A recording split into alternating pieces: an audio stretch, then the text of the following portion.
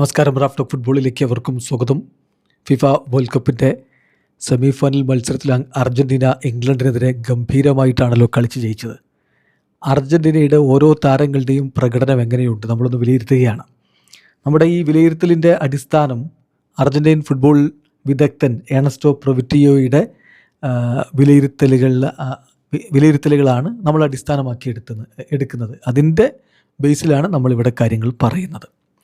അപ്പം ഓരോരോ താരങ്ങൾ എടുക്കുന്നു, അവരുടെ പ്രകടനം എങ്ങനെയുണ്ടായിരുന്നു, അവർക്കൊരു മാർക്ക് കൊടുക്കുന്നു. ഇതാണ് അദ്ദേഹത്തിൻ്റെ ഒരു രീതി. അത് തന്നെയാണ് നമ്മളിവിടെ അവലംബിക്കുന്നത്. എമി മാർട്ടിനസ്, ആദ്യം നമുക്ക് അവിടെ തുടങ്ങാം. എമിയുടെ കാര്യത്തിൽ ഒരുപാട് കാര്യങ്ങളൊന്നും ചെയ്യാനുണ്ടായിരുന്നില്ല. ഇംഗ്ലണ്ട് അത്രയധികം അവസരങ്ങൾ ഉണ്ടാക്കിയിട്ടുമില്ല, ഗോളിലേക്ക് ഷോട്ടുകൾ ഉതിർത്തിട്ടുമില്ല. ആകെ ഒരു ചാൻസ് നല്ലത് കിട്ടി, അത് അവർ ഗോളാക്കി മാറ്റുകയും ചെയ്തു. അത് അദ്ദേഹത്തിന് ക്ലിയർ ചെയ്യാൻ പറ്റിയില്ല. അത് ബുദ്ധിമുട്ടേറി വന്നായിരുന്നു.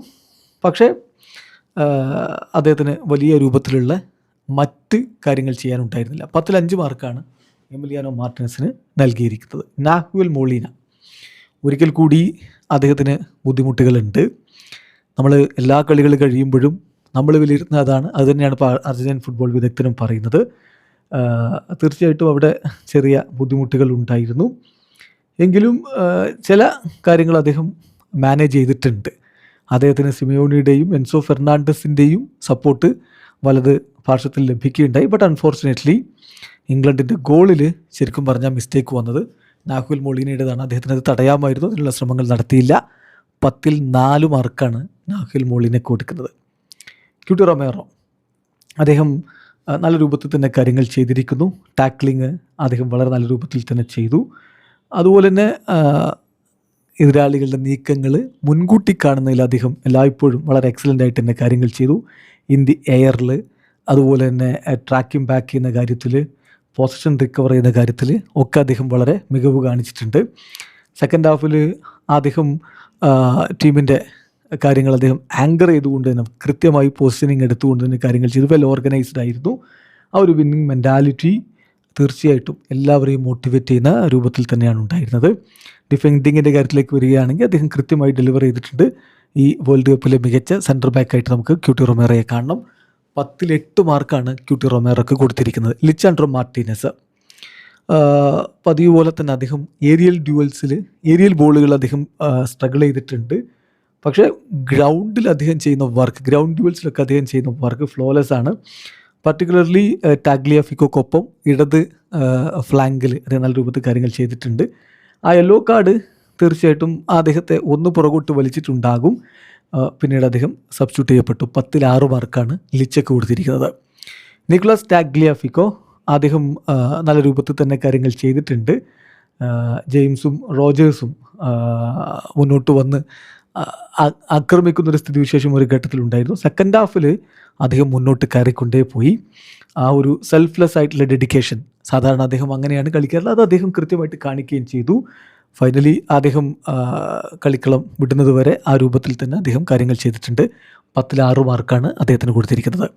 ഹുലിയാനോ സിമിയോണി, ഈ കളിയിൽ പ്ലേയിങ് 11ലേക്ക് കോച്ച് ഇറക്കി. തുടക്കത്തിൽ തന്നെ ഇൻറ്റൻസ് ആയിട്ടുള്ള ചലഞ്ചുകളാണ് അദ്ദേഹം നടത്തിക്കൊണ്ടിരുന്നത്. സ്കലോനിയുടെ മിഡ്ഫീൽഡ് സിസ്റ്റത്തിൽ വളരെ ഇമ്പോർട്ടൻ്റ് ആയിട്ടുള്ള റോൾ അദ്ദേഹത്തിന് ഉണ്ടായിരുന്നു. ഡിഫെൻസീവ്ലി സോളിഡാണ്, എന്നാൽ മുന്നോട്ട് പോകുന്നതിൽ അത്രത്തോളം ഷാർപ്പായിരുന്നു എന്ന് പറയാൻ പറ്റില്ല. എന്നാൽ അദ്ദേഹത്തിന് ഏൽപ്പിച്ചിട്ടുള്ള ജോലി അദ്ദേഹം ആഡിക്വേറ്റ്ലി ഫുൾഫിൽ ചെയ്തു എന്ന് വേണമെങ്കിൽ പറയാം. എന്നാലും ഒരു സ്റ്റാൻഡ് ഔട്ട് പ്ലെയർ ആയിട്ട് നമുക്ക് പറയാൻ പറ്റില്ല, എങ്കിലും ആവശ്യമുള്ള സമയത്ത് അദ്ദേഹം ഡെലിവർ ചെയ്തിട്ടുണ്ട്. 10-5 മാർക്കാണ് ഹുലിയാനോ സിമിയോണിക്ക്.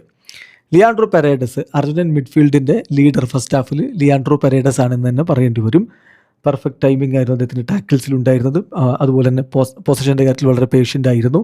ഓൾവേസ് അദ്ദേഹം റൈറ്റ് മൊമെൻറ്റിന് വേണ്ടിയിട്ട് കാത്തു നിൽക്കുകയും വളരെ പ്രിസൈസ് ആയിട്ടുള്ള പാസുകൾ ഡെലിവറി ചെയ്യുകയൊക്കെ ചെയ്തു. ഏതായാലും അദ്ദേഹത്തെ ഇംഗ്ലണ്ടിൻ്റെ ഗോളിന് ശേഷം അദ്ദേഹത്തെ സബ്സ്റ്റിറ്റ്യൂട്ട് ചെയ്തു എന്നുള്ളത് ഒരൽപ്പം സർപ്രൈസിങ് ആയിരുന്നു. ബട്ട് പിന്നീട് കാര്യങ്ങൾ അനുകൂലമാക്കിയിട്ട് അർജൻറ്റീന മാറ്റുകയും ചെയ്തു എന്നുള്ളത് കൊണ്ട് അതത്ര വലിയ വിഷയമായിട്ട് മാറിയിട്ടില്ല. എന്തായാലും അദ്ദേഹം വളരെ മികച്ച രൂപത്തിൽ തന്നെ കാര്യങ്ങൾ ചെയ്തു. 10-6 മാർക്കാണ് അദ്ദേഹത്തിന് കൊടുത്തിരിക്കുന്നത്. ദെൻ എൻസോ ഫെർണാണ്ടസ്, എൻസോയുടെ കിട്ടിലും ഗോൾ നമ്മൾ കണ്ടു. റിമാർക്കബിൾ ആയിട്ടുള്ളൊരു ഇമ്പ്രൂവ്മെൻറ്റ് അദ്ദേഹം ഈ ഗെയിമിൽ നടത്തി. കഴിഞ്ഞ കളി അദ്ദേഹം മോശമായിരുന്നു, പക്ഷേ അതിന് മുമ്പത്തെ കളി നന്നായി കളിച്ചിരുന്നു. ഈ കളിയിലും അദ്ദേഹം നല്ല രൂപത്തിൽ തന്നെ കാര്യങ്ങൾ ചെയ്തു. റൈറ്റിലേക്കുള്ള അദ്ദേഹത്തിൻ്റെ ഷിഫ്റ്റ് ടീമിന് ഗുണം ചെയ്തു. അതോടൊപ്പം തന്നെ അദ്ദേഹം മുന്നോട്ട് കയറുകയും ആവശ്യമുള്ള സപ്പോർട്ട് അറ്റാക്കിങ്ങിന് കൊടുക്കുകയും ചെയ്തു. ആൻഡ് ഓൾസോ ആ ഒരു ഗോള് മാത്രമല്ല, ഓപ്പർച്യൂണിറ്റി കിട്ടുമ്പോൾ അദ്ദേഹം വലയിലേക്ക് അടിക്കാൻ വേണ്ടി ശ്രമം നടത്തിയിരുന്നു. ഏതായാലും നല്ല രൂപത്തിൽ തന്നെ അദ്ദേഹം കാര്യങ്ങൾ ചെയ്തു. അദ്ദേഹത്തിൻ്റെ ഗോളാണ് ഈക്വലൈസറായിട്ട് മാറിയത്. അർജന്റീനയ്ക്ക് തിരിച്ചു വരാനുള്ള അവസരം അവിടെ നിന്നായിരുന്നു. ഏതായാലും 10ൽ 9 മാർക്കാണ് എൻസോ കൊടുത്തിരിക്കുന്നത്. എൻസോ ഈ കളിയിലെ സ്റ്റാറാണ്. അലക്സിസ് മാക്കലിസ്റ്റർ എൻസോയുടെ പോലെ തന്നെ, പക്ഷേ ലെഫ്റ്റിലായിരുന്നു മാത്രം. അലോങ് സൈഡ് പെരോഡസ് അദ്ദേഹം അവിടെ പൊസിഷൻ ചെയ്തു. അദ്ദേഹം ഒരുപാട് നീക്കങ്ങൾ ഉണ്ടാക്കി എന്നല്ല പറയുന്നത്, പക്ഷേ വേണ്ട വിധത്തിൽ ആവശ്യമുള്ള ഘട്ടങ്ങൾ അദ്ദേഹം കാര്യങ്ങൾ ചെയ്തിട്ടുണ്ട്. ഏതായാലും അദ്ദേഹം പൊസഷൻ തിരികെ പിടിക്കുന്ന കാര്യത്തിലും മുന്നേറ്റത്തിലേക്ക് സഹായിക്കേണ്ട കാര്യത്തിലുമൊക്കെ അദ്ദേഹം നന്നായിട്ട് ചെയ്തു.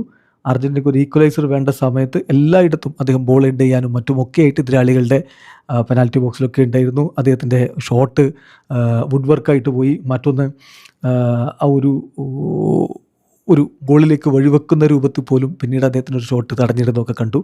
എന്തായാലും അലക്സിസ് മാക്കലിസ്റ്ററുടെ ഭാഗത്ത് ഒരു ചാമ്പ്യൻ മെൻറ്റാലിറ്റി വീണ്ടും നമ്മൾ കണ്ടു. അദ്ദേഹത്തിന് 10ൽ 7 മാർക്കാണ് കൊടുത്തിരിക്കുന്നത്. ഹുലിയൻ അൽവാരസ് അർജന്റീനയെ സംബന്ധിച്ചിടത്തോളം ഒഫൻസീവായിട്ട് കാര്യങ്ങൾ ഏൽപ്പിക്കാവുന്ന ഒരു പ്ലെയറാണ്. അദ്ദേഹം നല്ല രൂപത്തിൽ എതിരാളികൾക്ക് പ്രഷർ ഉണ്ടാക്കുന്നുണ്ട്. ഈ ഒരു മത്സരത്തിൽ അദ്ദേഹം ലെഫ്റ്റ് ഫ്ലാങ്കിലേക്ക് അദ്ദേഹത്തിൻ്റെ അറ്റാക്ക് ഷിഫ്റ്റ് ചെയ്തു. അത് തീർച്ചയായിട്ടും ഗുണം ചെയ്തിട്ടുണ്ട്. മിഡ്ഫീൽഡുമായിട്ട് ഒത്തൊരുമിച്ച് അദ്ദേഹം കാര്യങ്ങൾ ചെയ്തു. ഹുലിയൻ അതുപോലെ തന്നെ ബോൾ തിരികെ പിടിക്കാൻ വേണ്ടിയിട്ട് ടാക്കിളുകളും അതുപോലെ തന്നെ പാസുകൾ കൊടുക്കുന്നതും എല്ലാം നല്ല രൂപത്തിൽ തന്നെയായിരുന്നു. അറ്റാക്ക് ഇനീഷ്യേറ്റ് ചെയ്യാൻ അദ്ദേഹം സഹായിച്ചിട്ടുണ്ട്. സെക്കൻഡ് ഹാഫിൽ അദ്ദേഹം നല്ല രൂപത്തിൽ തന്നെ ടീമിൻ്റെ മറുപടി ഗോളുകൾക്കായിട്ട് ശ്രമിച്ചു. ഒരു സോഴ്സ് ഓഫ് എനർജിയാണ് ടീമിന്. ഇംഗ്ലീഷ് ഡിഫൻസിന് എപ്പോഴും ഒരു ത്രെട്ടായിട്ട് ഹുലിയൻ നിൽക്കുകയുണ്ടായി. അദ്ദേഹം സ്കോർ ചെയ്തിട്ടില്ല, പക്ഷേ ആ ഒരു ഗ്രിറ്റ് അദ്ദേഹം കാണിച്ചു, ഡിറ്റർമിനേഷൻ അദ്ദേഹം കാണിച്ചു. അർജന്റീൻ ദേശീയ ടീമിൻ്റെ ജേഴ്സിയോടുള്ള അദ്ദേഹത്തിൻ്റെ സ്നേഹം അദ്ദേഹം കൃത്യമായിട്ട് കളിക്കളത്തിൽ കാണിക്കുന്നുണ്ടായിരുന്നു. അദ്ദേഹത്തിന് 10ൽ 7 മാർക്കാണ്. ലയണൽ മെസ്സി, എന്താ പറയേണ്ടത്, മെസ്സിയെ പെനാൽറ്റി ബോക്സിലേക്ക് കടത്തില്ല എന്ന രൂപത്തിലാണ് തുടക്കത്തിൽ ട്യൂഷനിൽ കാര്യങ്ങൾ ചെയ്തത്. പക്ഷേ കുറച്ച് യാർഡ് പുറകോട്ട് മെസ്സി ഇറക്കുമ്പോൾ അദ്ദേഹം കൂടുതൽ ബെസ്റ്റായിട്ട് പെർഫോം ചെയ്ത കാഴ്ചയാണ് കണ്ടത്. അപ്പം ലിയോ മെസ്സി വൺ ടച്ച് കൊണ്ട് കളിക്കുമ്പോൾ അർജന്റീനയ്ക്ക് ബെസ്റ്റ് ചാൻസ് അവിടെ ഉണ്ടാവുകയാണ്. ഗോളിലേക്ക് അദ്ദേഹം കൊടുക്കുന്ന ബോളുകൾ കൺവേർട്ട് ചെയ്യാൻ അർജന്റീന തുടക്കത്തിലൊന്ന് ബുദ്ധിമുട്ടി. ദെൻ അത്രത്തോളം ഒരു അറ്റാക്കിംഗ് ഫ്ലോ അർജന്റീനയ്ക്ക് ഇല്ലാത്ത സമയത്ത് അദ്ദേഹം കുറച്ചുകൂടി താഴേക്ക് ഇറങ്ങുന്ന കാഴ്ചയും കണ്ടു. അതേസമയം പ്രഷറുള്ള സമയത്ത് നമുക്ക് മെസ്സിക്ക് ബോൾ കൊടുക്കുക, അദ്ദേഹം കാര്യങ്ങൾ ചെയ്യും. അതാണ് അദ്ദേഹത്തിൻ്റെ ടീംമേറ്റ്സ് ചെയ്തത്. മെസ്സി 39-ാം വയസ്സിൽ കൃത്യമായിട്ട് തൻ്റെ സഹതാരങ്ങളുടെ പ്രതീക്ഷക്കൊത്ത് കാര്യങ്ങൾ ഡെലിവർ ചെയ്യുന്ന കാഴ്ച. ആൻഡ് നൗ അദ്ദേഹത്തിൻ്റെ പെർഫെക്റ്റ് പാസ്, അതിൽ നിന്ന് അദ്ദേഹത്തിൻ്റെ ലെഫ്റ്റ് ഫൂട്ടഡ് ക്രോസുകൾ, അതുപോലെ തന്നെ ഡെഡ്ലി റൈറ്റ് ഫൂട്ടഡ് ക്രോസ് വരുന്ന കാഴ്ച കണ്ടു. അപ്പം ടൂർണമെൻറ്റിൽ തന്നെ ബെസ്റ്റ് പ്ലെയറാണ്. Once again he played a fantastic match. 10ൽ 8 മാർക്കാണ് ലിയോ മെസ്സിക്ക് കൊടുക്കുന്നത്. ഇനി സബ്സ്റ്റിറ്റ്യൂട്ടായിട്ട് വന്നിട്ടുള്ള താരങ്ങളുടെ കാര്യത്തിലേക്ക് വന്നാൽ നിക്കോ ഗോൺസാലസ്. അദ്ദേഹം സബ്സ്റ്റിറ്റ്യൂട്ടായിട്ട് വന്നിട്ട് അദ്ദേഹത്തോട് ചെയ്യാൻ ആവശ്യപ്പെട്ട കാര്യങ്ങളൊക്കെ ചെയ്തിട്ടുണ്ട്. ഒരു സംശയം വളരെ കോമ്പാക്റ്റായിട്ട് അദ്ദേഹം കാര്യങ്ങൾ ചെയ്തു. മെസ്സിയുമായിട്ട് മികച്ച രൂപത്തിൽ അദ്ദേഹം ലിങ്കപ്പ് ചെയ്തു. അതുപോലെ തന്നെ ബോൾ ഓൾമോസ്റ്റ് ഗോൾ അടിക്കുന്ന തരത്തിൽ 2 ഹെഡറുകൾ അദ്ദേഹത്തിൽ നിന്ന് വന്നിട്ടുണ്ടായിരുന്നു. എല്ലാം അദ്ദേഹം ചേസ് ഡൗൺ ചെയ്യുന്ന കാഴ്ച ഉണ്ടായിരുന്നു.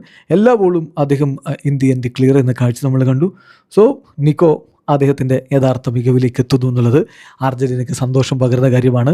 10ൽ 8 നിക്കോ ഗോൺസാലസിന് കൊടുത്തിരിക്കുന്ന mark. Rodrigo De Paul substitute റോളിലാണ് കളിക്കളത്തിലേക്ക് വന്നത്. ഒരു ഫാൻറ്റാസ്റ്റിക് പെർഫോമൻസാണ് ഇത്തവണ വന്നത്.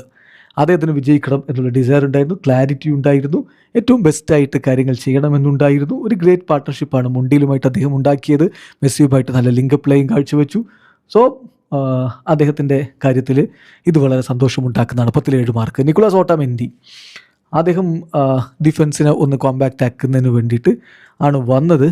പക്ഷേ എയറിൽ നന്നായിട്ട് ഡൊമിനേറ്റ് ചെയ്യുന്നുണ്ടായിരുന്നു. അതുപോലെ തന്നെ അദ്ദേഹത്തിന് നേരെ വരുന്ന എല്ലാ കാര്യങ്ങളും അദ്ദേഹം ക്ലിയർ ചെയ്ത് വിടുന്നുണ്ടായിരുന്നു.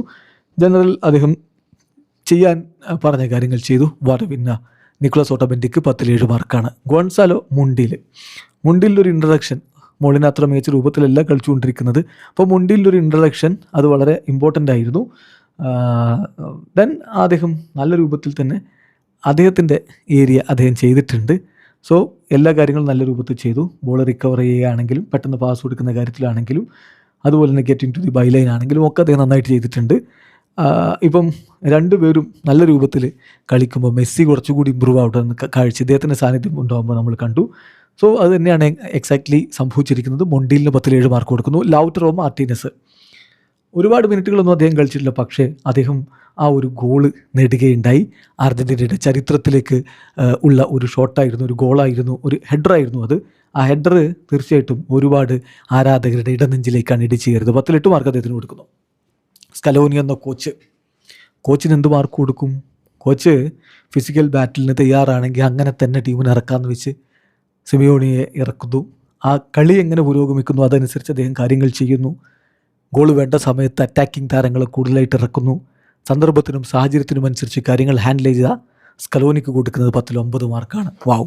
ചുരുക്കി പറഞ്ഞാൽ നമ്മൾ ഇതുവരെ അർജൻറ്റീനയുടെ പ്ലെയേഴ്സിൻ്റെ പ്രകടനം വിലയിരുത്തിക്കൊണ്ടിട്ട വീഡിയോകളിൽ ഏറ്റവും മികച്ച രൂപത്തിൽ അർജൻറ്റീൻ താരങ്ങൾക്ക് മാർക്കിടുന്ന ഒരു വീഡിയോ ഇതാണ്. നമ്മൾ ഇദ്ദേഹത്തിൻ്റെ തന്നെ വിശകലനങ്ങളാണ് എപ്പോഴും എടുക്കാറുള്ളത്, അർജൻറ്റീൻ ഫുട്ബോൾ നിരീക്ഷകൻ ഏണസ്റ്റോ പ്രൊവിറ്റിയോയുടേത്. ഏതായാലും അർജൻറ്റീന ഇംഗ്ലണ്ടിനെതിരെ കളിച്ചത് ഒരു കംപ്ലീറ്റ് പെർഫോമൻസ് ആയിരുന്നു. അത് വരും മത്സരങ്ങളിലും തുടരുമെന്ന് പ്രതീക്ഷിക്കാം. വീഡിയോ സാധിക്കുന്ന ഫുട്ബോൾ ലോകത്ത് കൂടുതൽ വിശേഷങ്ങളുമായി ഗ്രാഫ്ലോക്സ് എടുത്താം.